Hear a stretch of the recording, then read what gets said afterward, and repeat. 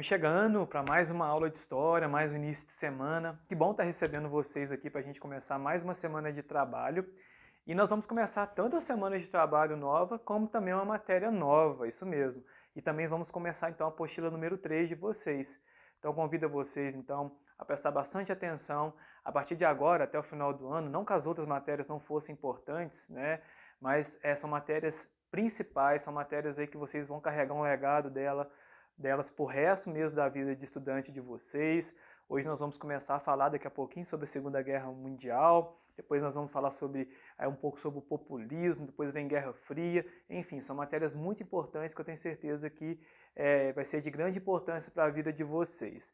Mas antes da gente começar a falar sobre a Segunda Guerra Mundial, dois recadinhos para vocês.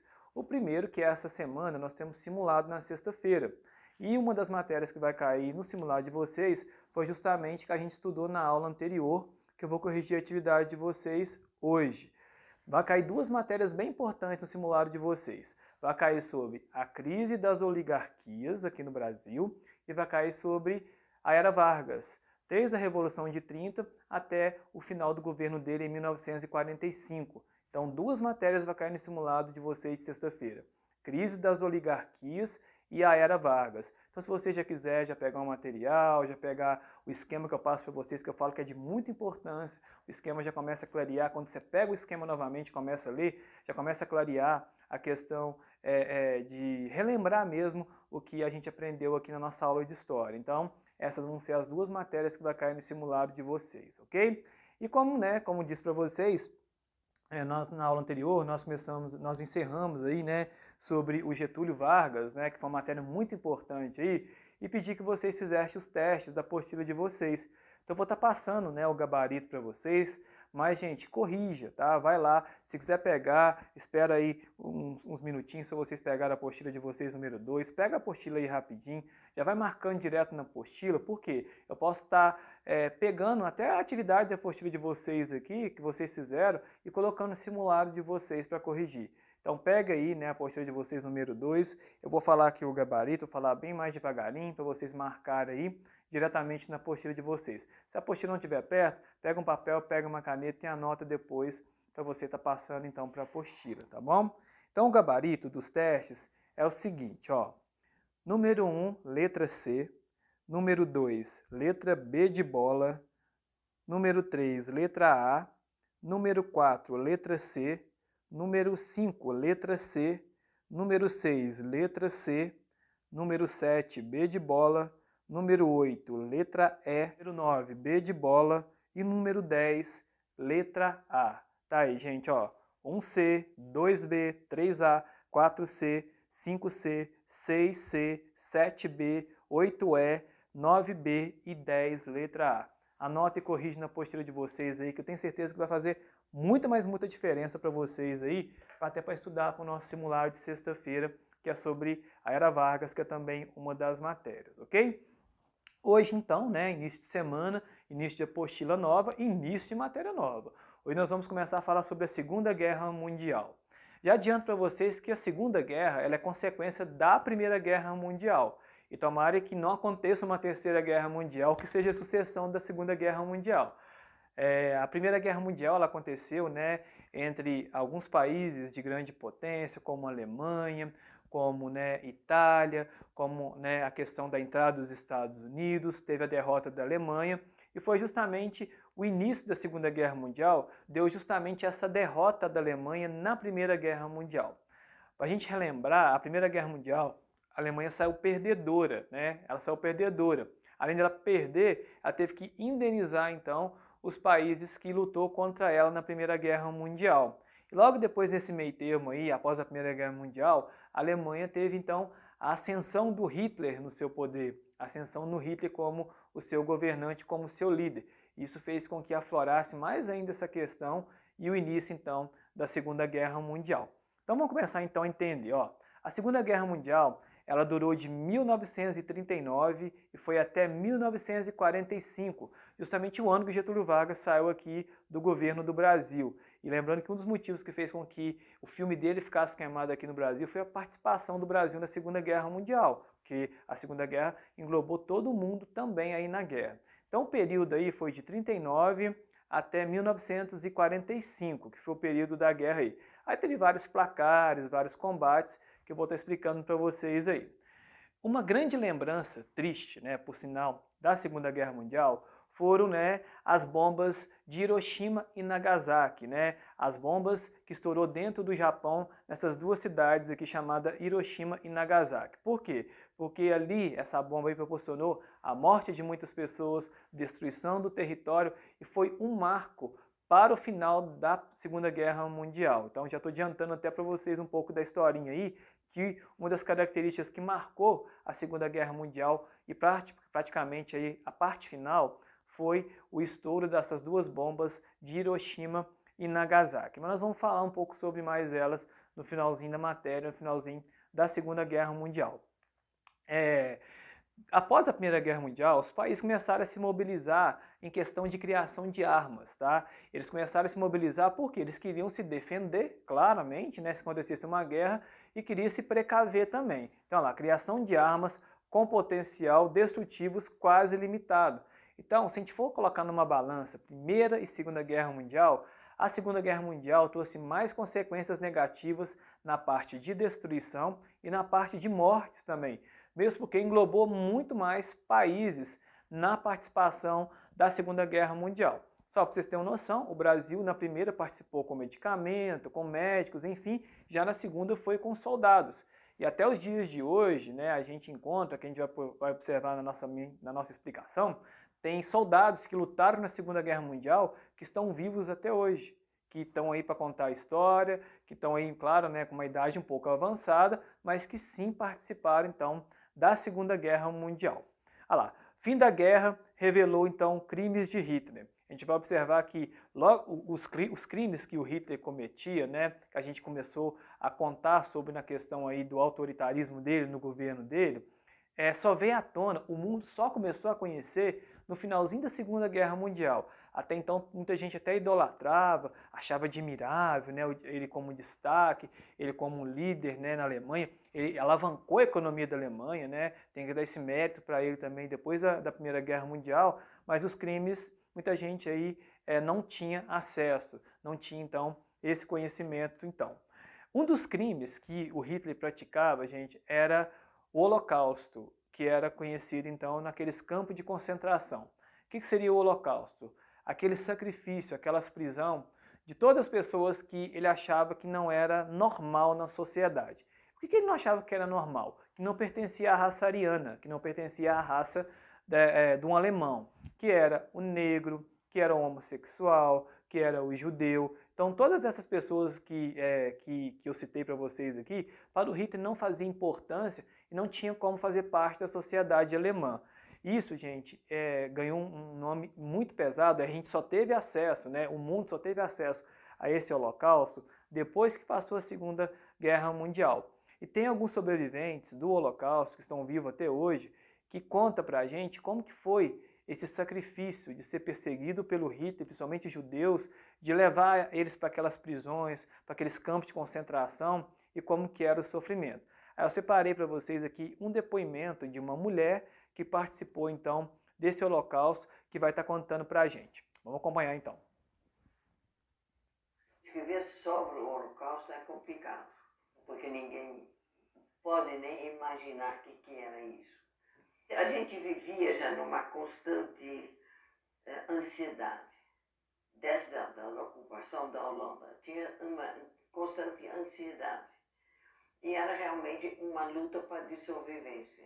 A gente sabia que havia ameaças constantes. Tinha de usar a estrela, poderia ser arrancada da rua a qualquer momento. A ameaça sempre tinha o tempo todo. Como a minha mãe dizia, até os muros têm ouvidos. Esconder era uma outra complicação, porque tinha de ter dinheiro. O fim da guerra era uma incógnita.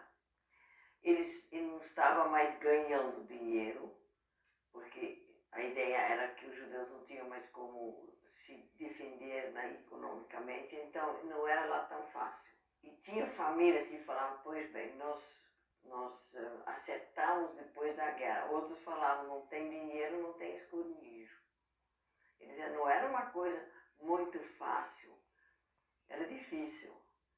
E depois minha mãe, ela nasceu na África do Sul, ela esperava de conseguir a certidão de nascimento que mostraria que ele não era judia.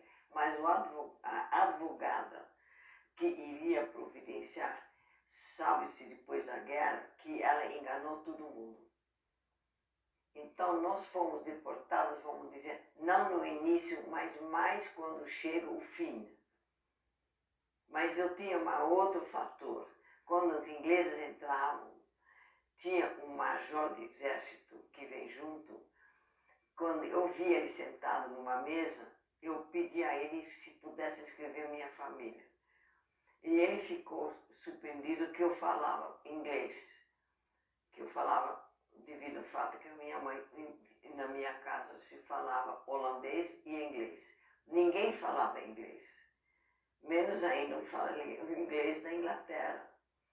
E ele inconscientemente pensou que eu tinha ascendência inglesa. Com isso me arrancaram do colchonete de palha e me levaram às pressas para um hospital. Ele fez o que fez e ajudou muitos outros também. Não foi só eu. E o fato, eu acho que eu falava inglês, deve ter ajudado para ele fazer o que fez. Essas pessoas que entraram ficaram traumatizadas para o resto da vida. Tá aí, gente. A sorte, né, pelo que a gente deu para perceber ali, que ela falava então inglês, senão ela nem estaria viva para estar contando para a gente esse momento triste do Holocausto que ela pôde presenciar. E não sei se vocês repararam no relato dela, que ela disse que toda pessoa que usava aquela estrelinha, né, que os judeus têm o hábito de usar, que é o símbolo dos judeus, elas eram presas e muitas vezes não podiam nem estar se defendendo. E como ela mesma falava, que a mãe dela falava, que os muros tinham ouvido, que qualquer pessoa, a qualquer momento, poderia pegar, né, você mesmo caminhando pela rua, ou até mesmo disfarçando que não era judeu, e poderia então ser levado então para esse campo de concentração, no caso onde era feito o Holocausto. Então, esse crime, né, bárbaro, né, do Hitler, né, que é o Holocausto, que a gente viu nesse depoimento aqui, ele só veio, no caso aí, trazer esses traumas, trazer esses conflitos depois do final da Segunda Guerra Mundial. A gente só teve acesso, então, a essas confusões, a esses traumas, a esses conflitos, só depois, então, da Segunda Guerra Mundial, e que é traumatizante. Imagino que muitos deles que passaram por esse processo do Holocausto não têm uma sanidade mental normal igual de uma pessoa que não passou, né? Carrega esse trauma, carrega essa angústia e carrega esse sofrimento aí por muitos e muitos anos e vai sempre passando então para as gerações seguintes aí. Vamos agora falar sobre os antecedentes e as causas da Segunda Guerra Mundial. O que estava acontecendo no mundo, né, antes, ou com os personagens principais da Segunda Guerra, antes de explodir então a Segunda Guerra Mundial. Podemos dizer que uma das principais causas da Segunda Guerra Mundial foi o quê? O Tratado de Versalhes. O que seria o Tratado de Versalhes? Aquele tratado de paz que a Alemanha, junto com todos os países que participou da Primeira Guerra Mundial, assinou e que a Alemanha tinha que indenizar então aqueles países. Então, quando eu falo então Tratado de Versalhes, seria o seguinte: se é um tratado, se é um documento, ele tem que ser cumprido. Ele não pode deixar de ser cumprido nem por uma parte, nem por outra parte. E o que veio acontecer? A Alemanha, quando Hitler chegou no poder, viu que outros países também não estavam cumprindo aquele tratado. E o que então o Hitler fez? Além de ele estar começando a alavancar a economia, ele começou a querer resgatar aquelas terras que a Alemanha tinha indenizado, tinha enviado então para outros territórios. Aí que começa a treta, aí que começa a confusão. Por quê? Aqueles outros países não iam aceitar de maneira alguma. Tipo assim, pô, vocês já pegaram, né, já indenizou após a Primeira Guerra Mundial. Então, no caso, vocês têm que agora ter mais cautela e pagar o que vocês prometeram no Tratado de Versalhes. Aí, então, que começa então a confusão. E com isso, então, esse expansionismo do Hitler, né, de poder, tanto na questão aí de não querer pagar terra mais, de querer terras de volta, causou muito conflito e muito atrito, então, com relação, então, aos outros territórios. Mas engana você que só pensa que só ele foi o culpado. Não, outros territórios também tiveram, então, a sua culpa. Uma culpa também que a gente pode estar falando é sobre a queda da Bolsa de Nova York. Por quê? A crise de 29 possibilitou aí aquela questão de nenhum país estar ajudando mais o outro. Nenhum país poderia estar emprestando ou se não fornecendo alguma coisa que um outro país já estava acostumado. Isso também ocasionou e fez com que aflorasse esse burburinho em cima, então, de querer, então, um atrito, uma guerra, então, entre outro território. Então, tanto na questão, então, do Hitler não estar querendo pagar indenização para os países e a queda da Bolsa de Nova York também foi um dos fatores aí. Vingança, né? Vingança é a palavra-chave da Segunda Guerra Mundial. Por quê? É aquela questão, né? Na Primeira Guerra, determinados países saíram vitoriosos. Agora a situação mudou, o quadro mudou, a situação do mundo mudou. Veio crise, veio a chegada de líderes no poder, como Benito Mussolini, com Hitler, né? Aqui no Brasil a gente tinha o Getúlio Vargas. Então, o cenário político mudou, então a palavra que a gente pode estar usando aí, sem dúvida alguma, seria então essa vingança aí. Hitler queria que a Polônia devolvesse então as terras para a Alemanha. Então, na Primeira Guerra Mundial, o início da Primeira Guerra Mundial foi o assassinato do Francisco Ferdinando, né? Que era aquele arquiduque que estava andando, caminhando, e a partir daquele momento, então, começa então a Primeira Guerra Mundial.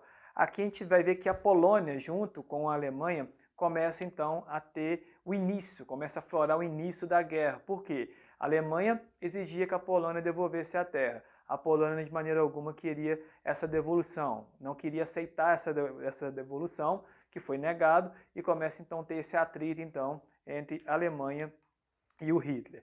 E começou então a formar então dois times, né? O lado do eixo e o lado dos aliados, tá? Então, qual que seria então esses dois times aí? O eixo era conduzido então pela Alemanha, pela Itália e pelo Japão. Claro que a Itália ia estar do lado da Alemanha, até mesmo porque o Benito Mussolini e o Hitler eram parceiros, não é isso? E o lado dos aliados era Inglaterra, França, Estados Unidos, União Soviética e outros países. Aí a perguntinha que eu lanço para vocês. Qual dos dois times vocês acham que levaram vantagem? O eixo ou os aliados? Sobre essa vantagem, sobre quem ganhou, quem levou mais vantagem, quem levou mais benefício, nós vamos continuar na nossa próxima aula. Então, por hoje, a gente vai parar por aqui, né? Vendo essa formação desses dois blocos aqui, né? O eixo e os aliados. Mas só de olhar assim de cara, a gente já vai ter uma noção quem talvez levou a melhor, então, na Segunda Guerra Mundial. Para a gente terminar, vou deixar o esquema para vocês copiarem no caderno de vocês. Copiem direitinho, me mandem a foto para que eu possa deixar arquivado que vocês estão fazendo as atividades. Para nós fechar aí o trimestre, eu dar uma nota boa e positiva para vocês que estão realizando todas as atividades aí na nossa aula, tá bom? Vou parando por aqui então. Copie então o esquema no caderno de vocês. E lembrando que sexta-feira a gente tem simulado. Crise da República Oligárquica e Era Vargas vai cair no simulado de vocês. E eu então aguardo vocês então para a gente continuar essa explicação aqui na nossa próxima aula. Então, grande abraço e até a próxima aula.